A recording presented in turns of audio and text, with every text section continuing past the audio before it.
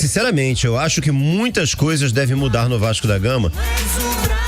Eu acho que tem que começar de cima pra baixo mesmo, hein, Gabriel?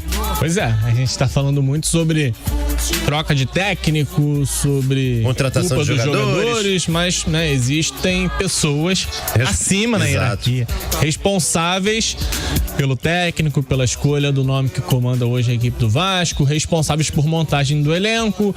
É claro que a gente precisa delimitar, o Luiz Melo tem uma função um pouco mais executiva, depois vem o Brax com aquela interferência direta no planejamento do futebol, mas tá todo mundo envolvido ali. Tem o Abel Braga, que trabalha no meio desse caminho também, fazendo elo entre comissão e diretoria, e alguma coisa precisa ser feita no Vasco da Gama. Eu não tô nem cobrando que a demissão de figura A ou de figura B, mas quem trabalha gerindo o Vasco da Gama precisa de alguma forma entregar uma satisfação ao torcedor do porquê as coisas desandaram, porque o Vasco não se reencontra dentro de campo, porque o Vasco não trabalhou da maneira correta na montagem do elenco.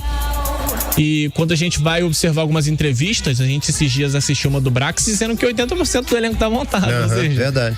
Em algum momento, a diretoria entendeu que esse grupo aí tava ok.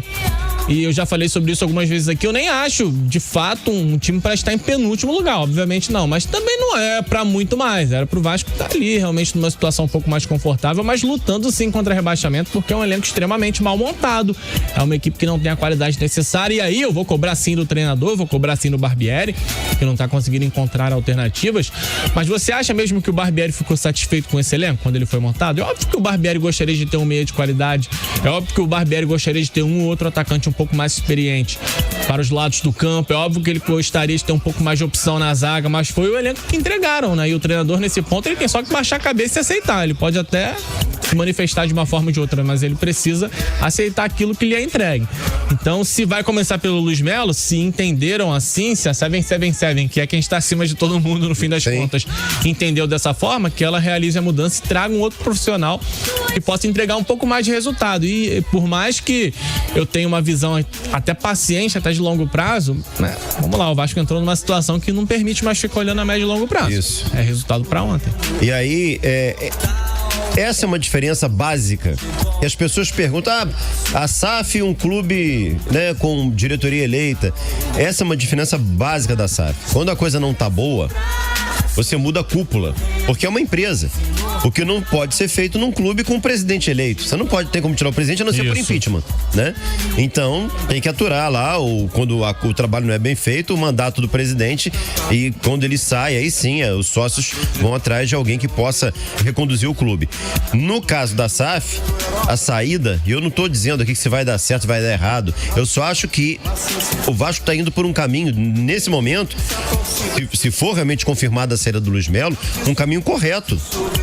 Você tem que começar a mudar a mentalidade de cima, cara.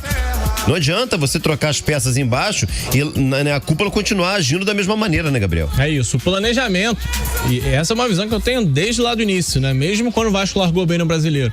O planejamento, no meu entendimento, não foi bem traçado. Eu acho que o Vasco confiou num elenco muito curto para suportar um primeiro turno inteiro de Campeonato Brasileiro. E aí, se tudo dá certo, ok, tudo deu certo praticamente contra Atlético Mineiro e Palmeiras, e o Vasco largou metendo 4 pontos no Campeonato Brasileiro. Mas é um elenco que fica ali no limite, e aí se as coisas não caminham da melhor forma, se você perde um pouco mais de confiança, aí a tendência é tudo desandar. E o que a gente está observando é esse Vasco afundado em zona de rebaixamento. E a gente pode aqui debater outros temas estruturais, outras situações que o Vasco precisa evoluir enquanto instituição, enquanto clube, mas também não dá para fugir daquilo que é óbvio, né? Que o carro-chefe é o futebol, um futebol que ficou 2 anos em Série B de Campeonato Brasileiro, veja bem, um dos maiores clubes do país, com uma das maiores torcidas, ficou 2 anos se arrastando em Série B, e quando volta à Série A já flerta novamente com o rebaixamento. Então a primeira situação que você precisa controlar, corrigir, é o desempenho no futebol.